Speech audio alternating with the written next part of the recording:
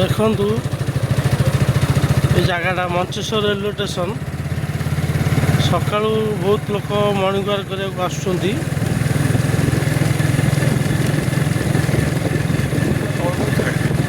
ବେଶୀ ଲୋକ ଆସୁନାହାନ୍ତି, ଅଳ୍ପ ଲୋକ ଆସୁଛନ୍ତି, କିନ୍ତୁ ଜାଗାଟା ଭଲ ଲାଗୁଛି,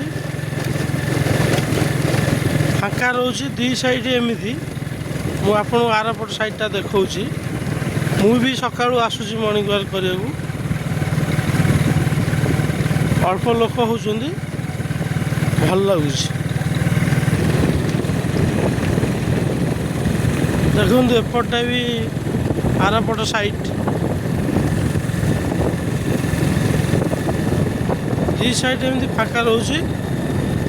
କମ୍ ସେ କମ୍ ଦୁଇ ପଟ ଲାଇନ୍ 2 କିଲୋମିଟର ହେଇଯିବ।